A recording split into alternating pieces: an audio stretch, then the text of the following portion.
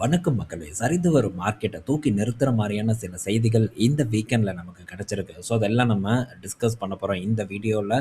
Nifty 50 தொடர்ந்து பார்த்தீங்கன்னா, நல்ல ஒரு சரிவ குடுத்துட்டுருக்கு. ஆல்மோஸ்ட் பீக்லேருந்து கிட்டத்தட்ட 1300 பாயிண்ட்ஸ் வரைக்கான ஒரு இறக்கத்த குடுத்துருக்கு. கரடியின் பிடியில மாட்டி நம்ம மார்க்கெட் தவிச்சிட்டு இருக்கு. வெறும் நிஃப்டி 50 மட்டும் இல்ல, பல செக்டார் பங்குகளும் பார்த்தீங்கன்னா, தொடர்ந்து நல்ல ஒரு சரிவ வந்து சந்திச்சிட்டு இருக்கு. இதுல பல பங்குகள் 50%, 50%க்கு மேலான சரிவ குடுத்திருக்கு.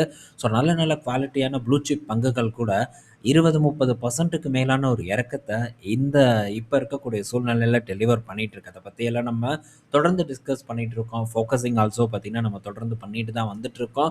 ஸோ இடைக்கால ஒரு ரிலீஃப் பார்த்தீங்கன்னா, நம்ம மார்க்கெட்ல ஏற்படுவதற்கான வாய்ப்பு அதிகமா இருக்கக்கூடிய இண்டிகேஷன் இருக்கு. பட் ஒரே ஒரு ஒரு இடைஞ்சல் பார்த்தீங்கன்னா இருக்கு. பட் அது என்னங்கிறது நமக்கு வெயிட் பண்ணி தான் வந்து நமக்கு தெரிய வரும். பட் இப்போதைக்கு இருக்கக்கூடிய ஒரு பாசிட்டிவ் நியூஸை மட்டும் நம்ம டிஸ்கஸ் பண்ணலாம். ஸோ இறுதியில் நம்ம இருக்கக்கூடிய டென்ஷனை பார்ப்போம். இப்போ என்னன்னா, யுஎஸ் பார்த்தீங்கன்னா, இந்தியா மேலே போட்டிருக்கக்கூடிய டேரிஃப்ல 25% வந்து கட் பண்ண போகிறதா ஒரு செய்தி வந்து வந்துட்டுருக்கு. பட் இது இன்னும் வந்து உறுதிப்படுத்தலை. மேபி கட் பண்ணலாம் அப்படிங்கிற ஒரு எதிர்பார்ப்பு அமெரிக்கா சைட்லேருந்தே வந்திருக்கு. ஸோ இது விரைவில் நடக்கலாம்னு நான் நினைக்கிறேன். ஏன்னா ரஷ்யா கிட்டேருந்து வாங்கக்கூடிய ஆயிலை வந்து நம்ம இப்போது குறைச்சிருக்கிறதா வந்து சொல்லியிருக்காங்க.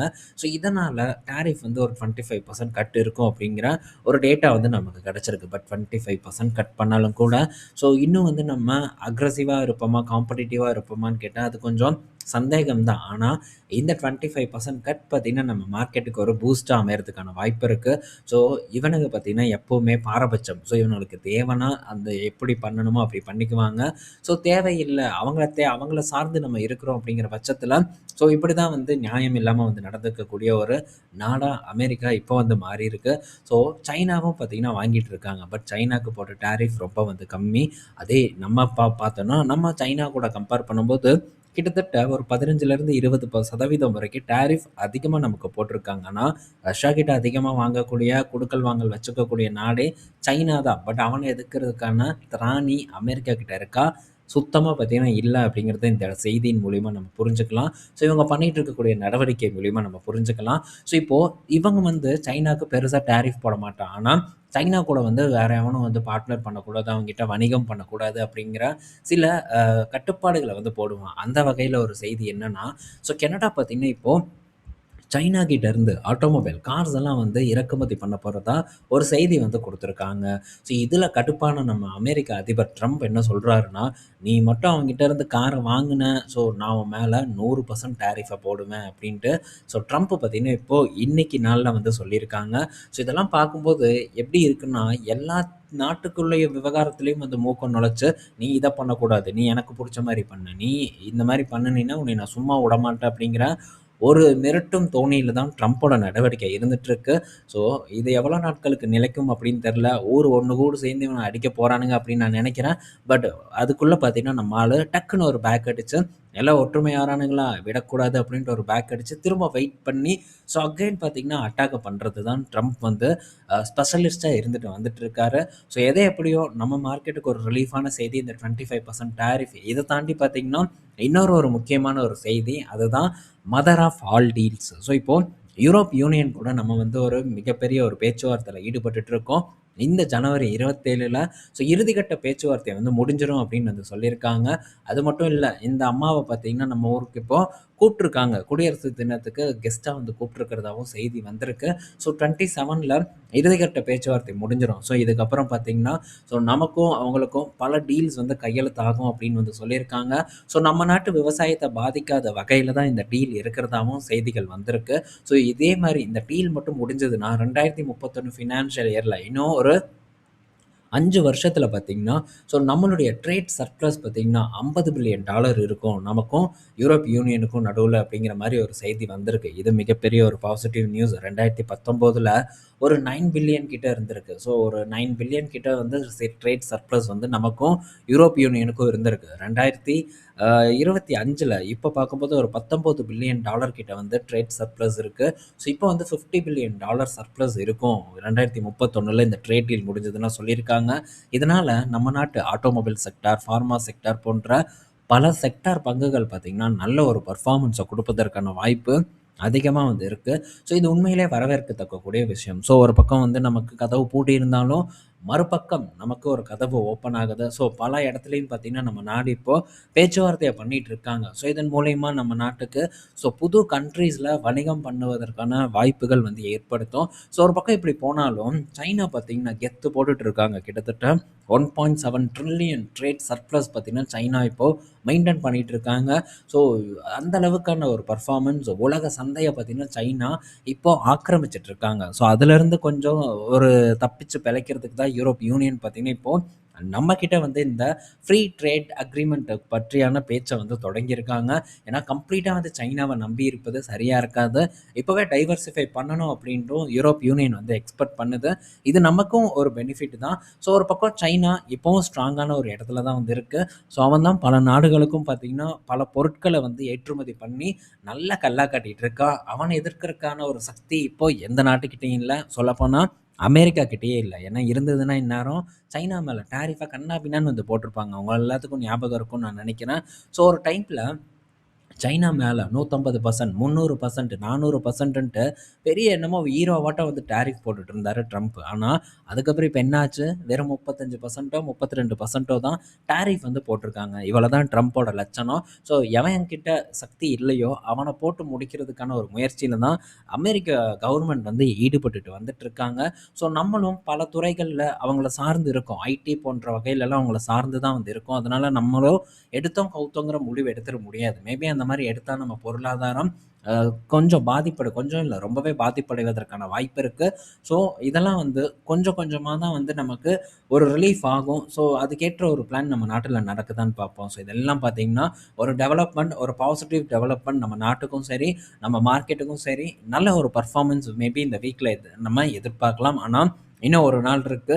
ஸோ அதில ஏதாச்சும் குட்டாய் கிளப்புறாங்களாங்கிறத நம்ம பொறுத்திருந்து வந்து பார்ப்போம். அடுத்தது பார்த்தீங்கன்னா, டாடா மோட்டார் ஜேஎல்ஆர் கிட்ட இருந்து ஒரு அப்டேட் வந்திருக்கு. ஸோ டாடா மோட்டார் ஜேஎல்ஆர் பார்த்தீங்கன்னா, இதுக்கு முன்னாடி அதுவும் குறிப்பா ஜாக்வார் பார்த்தீங்கன்னா, ஸோ கம்ப்ளீட்டா வந்து நாங்க எலக்ட்ரிக்குக்கு வந்து மாறப்போறோம் அப்படின்ட்டு சொல்லி தான் அவங்க அந்த ப்ரீவியஸ் மாடல் எல்லாத்தையும் வந்து ஸ்டாப் பண்ணி எலக்ட்ரிக் வெர்ஷன்ல வந்து ஒர்க் பண்ணிட்டு இருந்தாங்க. ஸோ இந்த வருட இறுதியில் பார்த்தீங்கன்னா, இந்த இப்போ நம்ம வியூ பண்ணிட்டு இருக்கக்கூடிய இந்த ஜாக்வார் பார்த்தீங்கன்னா லான்ச் பண்ணப்படும் அப்படிங்கிற செய்தியும் நமக்கு இதுக்கு முன்னாடியே வந்து கிடைச்சிருக்கு. ஆனா, இப்போ ஒரு யூ டர்ன பார்த்தீங்கன்னா, டாடா மோட்டார் நிறுவனம் ஜேஎல்ஆர் பார்த்தீங்கன்னா போடுறாங்க. ஸோ வெறும் எலக்ட்ரிக் மட்டும் இல்லாம, நாங்க ஹைபிரிட்லயும் வந்து கான்சன்ட்ரேட் பண்ண போறோம் அப்படின்ட்டு இப்போ பார்த்தீங்கன்னா, ஜேஎல்ஆர் கிட்ட இருந்து ஒரு அப்டேட் வந்ததா சில ரூமர்ஸ் வந்து போயிட்டுருக்கு. இது எவ்வளவு உறுதிப்பட இருக்கக்கூடிய விஷயம் அப்படின்ட்டு தெரியல. பட் இந்த மாரியான ரூமர் வந்தாலே மேக்ஸிமம் பார்த்தீங்கன்னா, அது உண்மையாக இருக்கிறதுக்கான வாய்ப்புகள் தான் அதிகமா வந்து இருக்கு. ஸோ எலக்ட்ரிக் அப்படின்னு வந்து சொன்னாங்க. பட் அது வந்து இன்னும் ஒரு சரியான ஒரு இத வந்து ப்ரூவ் பண்ணாத ஒரு காரணத்தினால, ஸோ அகைன் பார்த்தீங்கன்னா, ஹைப்ரிட்ட வந்து நோக்கி போறதுக்கான வாய்ப்பு அதிகமா இருக்குன்னு எதிர்பார்க்கப்படுது. ஸோ பல லக்ஸரி கம்பெனிஸும் பார்த்தீங்கன்னா, எலக்ட்ரிக் ஃபுல்லா போறதுக்கு இன்னும் வந்து யோசிச்சுட்டு தான் இருந்துட்டு வந்துட்டு இருக்காங்க. ஸோ இன்னும் பார்த்தீங்கன்னா, அவங்க இந்த ஐசிஏ தான் வந்து ஃபோக்கஸ் பண்ணிட்டு இருக்காங்க. ஸோ பார்ப்போம் டாடா மோட்டார்ஸ் என்ன பண்ண போறாங்க அப்படின்ட்டு. இதே மாரி தான் ஃப்ரீலாண்டர் வெறும் சைனாக்கு மட்டும் இருக்கும் அப்படிங்கிற ஒரு விஷயம் இதுக்கு முன்னாடி சொன்னாங்க. ஆனா இப்போ ஃப்ரீலாண்டர் பார்த்தீங்கன்னா, குளோபலா வந்து கிடைக்கும் அப்படின்னு வந்து சொல்லியிருக்காங்க. கட்டமா மிடில் ஈஸ்ட்ல லான்ச் பண்ண போறதாவும் அனௌன்ஸ்மென்ட் பத்தி நம்ம டிஸ்கஸ் பண்ணோம். ஸோ மாற்றம் ஒன்றே மாறாதது வணிகத்த பொறுத்தவரைக்குங்கிறத நம்ம கண்டிப்பா வந்து புரிஞ்சுக்கணும். ஸோ கிட்டத்தட்ட இந்த நம்ம இப்ப வியூ பண்ணிட்டு இருக்கக்கூடிய ஜாக்வார் பார்த்தீங்கன்னா, 1,50,000 பவுண்டு கிட்ட வந்து காஸ்ட் இருக்கும் அப்படின்னு சொல்லப்படுது. ரொம்பவே வந்து விலை உயர்ந்த காரா தான் இத வந்து பிரைஸ் பண்ண போறாங்க. ஸோ இதற்கான வரவேற்பு எப்படி இருக்கும்னு தெரியல. ஸோ இது டாடா மோட்டார்ஸ் ஒரு ஷேர் பிரைஸ வரக்கூடிய நாட்கள்ல தீர்மானிக்கும் அப்படிங்கிற எதிர்பார்ப்பு இருக்கு. ஸோ வெயிட் பண்ணி நம்ம பார்ப்போம். அடுத்தது பார்த்தீங்கன்னா, லோதா குரூப் கிட்ட இருந்து ஒரு அப்டேட் வந்திருக்கு. ஸோ லோதா குரூப் பார்த்தீங்கன்னா, இப்போ ஒரு 2.5 ஜிகாவாட் டேட்டா சென்டர் பார்த்தீங்கன்னா, மகாராஷ்டிரால அமைக்க போறதா ஒரு அப்டேட் வந்து குடுத்துருக்காங்க. இதற்கான ஒரு எம்ஓயு சைன் பண்ணியிருக்காங்க. வெறும் எம்ஓயு தான். இத பேஸ் பண்ணி நம்ம எந்த ஒரு டிசிஷனும் வந்து எடுக்க முடியாது.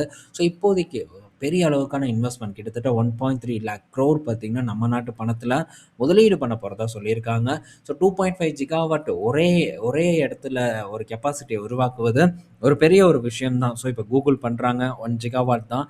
டிசிஎஸ் பண்றாங்க 1 ஜிகாவாட். பட் ரிலையன்ஸ் பார்க்கும்போது 3 ஜிகாவாட்க்கான கெப்பாசிட்டிய வந்து போடுறாங்க. அது போக ஆந்திரால ஒரு 1 ஜிகாவாட்க்கான கெப்பாசிட்டிய போடுறாங்க. ஸோ இப்போ என்ன எல்லாம் டேட்டா சென்டர்ங்கிறீங்க. இந்த டேட்டா சென்டர்ல என்னத்த தான் வந்து பண்ண போறாங்க அப்படிங்கிற ஒரு கேள்வி இருக்கலாம். ஆனா டேட்டா சென்டரில் வரக்கூடிய வருவாய் பார்த்திங்கன்னா பயங்கரமான ஒரு வருவாயாக இருக்கும்.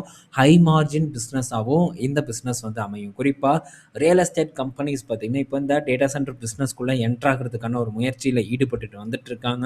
அதில் முதல் கட்டமாக அனந்த்ராஜுங்கிற ஒரு கம்பெனி. ஸோ பலரும் வந்து இதுக்கு முன்னாடியெல்லாம் வந்து கேட்டுட்டு இருந்தாங்க இந்த கம்பெனி. ஸோ இப்போது அவங்களுடைய first 9 month data centre revenue பார்த்திங்கன்னா கிட்டத்தட்ட 102 கோடி வந்து ஜென்ரேட் பண்ணியிருக்காங்க. ஸோ ஒவ்வொரு காலாண்டுலேயும் பார்த்தீங்கன்னா இவங்களுடைய டேட்டா சென்டர் ரெவன்யூ உயர்ந்துட்டு வந்துட்டுருக்கு. கரண்ட்டாக இவங்களுடைய கெப்பாசிட்டி பார்த்தீங்கன்னா 28 மெகாவாட் கிட்ட கெப்பாசிட்டி வந்து வச்சுருக்காங்க. ஸோ இதில் எவ்வளோ லீஸுக்கு போயிருக்கு, இன்னும் எவ்வளோ ஃப்ரீயாக இருக்குது அப்படிங்கிற ஒரு டேட்டாலாம் நமக்கு வந்து கிடைக்கல. பட் ஒவ்வொரு காலாண்டுலேயும் பார்த்தீங்கன்னா இவங்களுடைய வருமானம் கூடிக்கிட்டே தான் வந்து போயிட்டுருக்கு. ஸோ ஃபஸ்ட்டு 9 மந்த்தில் 102 கோடி. எபிட்டா பார்த்தீங்கன்னா 75%, எபிட்டா மார்ஜின் 75% கிட்ட இந்த அனந்த்ராஜ் வந்து பண்ணுறாங்க. ஸோ ரொம்பவே ஹை மார்ஜின் பிஸ்னஸ். இப்போ நம்ம டேட்டா சென்டரை வந்து கட்டமைச்சா அதற்கான கிளைண்ட்ஸ் பார்த்திங்கன்னா அதை வாடகைக்கு எடுக்கிறதுக்கு உடனே பார்த்திங்கன்னா பெரும் நிறுவனங்கள் வந்து தயாராக இருக்காங்க.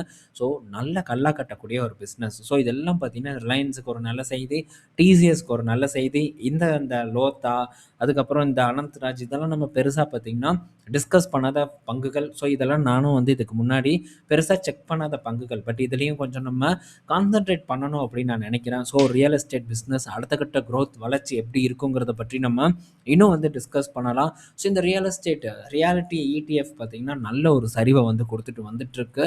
ஸோ இந்த ரியல் எஸ்டேட்டில் இருக்கக்கூடிய அனைத்து பங்குகளுமே நல்ல சரிவை தான் வந்து போஸ்ட் பண்ணிகிட்ருக்கு. ஸோ இப்போ இருந்து இதில் வந்து கான்சன்ட்ரேட் பண்ண ஆரம்பிக்க போகிறேன். ஸோ விரைவில் பார்த்திங்கன்னா இதில் ஏதாச்சும் ஒரு டிசிஷன் எடுக்கிறதுக்கான வாய்ப்பு எனக்கு கிடைச்சதுன்னா கண்டிப்பாக அந்த அப்டேட்டை உங்கள் கூட நான் டிஸ்கஸ் பண்ணுறேன். இப்போதைக்கு ஒரு ஹை மார்ஜின் பிஸ்னஸில் ரியல் எஸ்டேட் கம்பெனிஸ் இறங்குறாங்க. கூடவே ரிலையன்ஸை ஃபோக்கஸ் பண்ணதுக்கான ரீசனும் நம்ம சொல்லிட்டோம். வெறும் 28 மெகாவாட் கெப்பாசிட்டி தான் அனந்த்ராஜ் வச்சுருக்காங்க. 102 கோடி ஃபஸ்ட்டு 9 மாதத்தில் பண்ணியிருக்காங்க. இன்னும் ஃபுல் கெப்பாசிட்டியும் லீஸுக்கு விட்டுட்டாங்களாங்கிறது கூட தெரில. பட் இந்த அளவுக்கான ஒரு வளர்ச்சி, ஒரு வருவாய் ஆப்பர்ச்சுனிட்டி பார்த்திங்கன்னா இருக்குது. அப்போ 3 ஜிகாவாட்க்கு என்ன மாதிரியான ரெவன்யூ வரும், எப்படி ப்ராஃபிட் இருக்கும் அப்படிங்கிறத மட்டும் நீங்கள் யோசிச்சு பாருங்கள். ஸோ ரிலையன்ஸில் ரொம்பவே பாசிட்டிவாக இருக்கேன். சீக்கிரம் நமக்கு அக்யூமுலேட் பண்ணுறதுக்கான இன்னொரு ஒரு ஆப்பர்ச்சுனிட்டி ரிலையன்ஸில் கிடைக்கும் அப்படின்னு நான் நினைக்கிறேன். ஸோ சூப்பராக வந்து அவங்க பிஸ்னஸை பார்த்திங்கன்னா பக்காவாக வளர்த்து கொண்டு வந்துட்டுருக்கிறது நம்ம கண்கூட வந்து பார்த்துட்ருக்கோம். ஸோ ஃபஸ்ட்டு ரீட்டெயில் அது நல்ல ஒரு பர்ஃபார்மன்ஸை கொடுத்துட்ருக்கு. ஸோ நெக்ஸ்ட்டு ஜியோ சூப்பரான ஒரு பர்ஃபார்மன்ஸை கொடுத்துட்ருக்கு. இப்போது நியூ எனர்ஜி. ஸோ ஜியோவை வளர்க்குறதுக்கு கடன் வாங்கினாங்க. ஸோ அந்த கடனை பார்த்திங்கன்னா முடித்தாங்க 2020க்கு முன்னாடியே அந்த கடனை முடிச்சு டெட் ஃப்ரீக்கு மாறினாங்க. இப்போ திரும்ப பார்த்திங்கன்னா நியூ எனர்ஜி பிஸ்னஸில் பெரிய அளவுக்கு முதலீடு பண்ணுறாங்க. ஸோ இதுக்கு நிறுவனம் பார்த்திங்கன்னா கடன் வாங்கியிருக்கு. ஸோ விரைவில் பார்த்திங்கன்னா நியூ எனர்ஜி பிஸ்னஸும் நல்ல ப்ராஃபிட்டபுளாக வரும். அந்த டைமில் இருக்கக்கூடிய கடனை வந்து முடிப்பாங்க. ஸோ அப்படிங்கிற ஒரு நம்பிக்கை எனக்கு இருக்குது. ஸோ அதனால் ரிலையன்ஸை நான் பர்சனலாக வந்து ஃபோக்கஸ் பண்ணுறேன். ஸோ டிசிஎஸ் ஆல்சோ ஃபோக்கஸ் பண்ணியிருக்கேன். இதெல்லாம் பார்த்திங்கன்னா long term. But maybe opportunity கிடைக்க ஸோ பொசிஷன் பில்ட் பண்ணுறதுக்கு நான் டெஃபினட்டாக வந்து ட்ரை பண்ணுவேன் இந்த பங்குகளில். ஸோ இந்த வீடியோவில் நம்ம பல இன்ஃபர்மேஷன் பற்றி டிஸ்கஸ் பண்ணியிருப்போம். பயனுள்ளதாக இருக்கும்னு நான் நினைக்கிறேன். ஸோ நாளைக்கு நம்ம இன்னொரு வீடியோவில் மீட் பண்ணுவோம். பாய் மக்களே.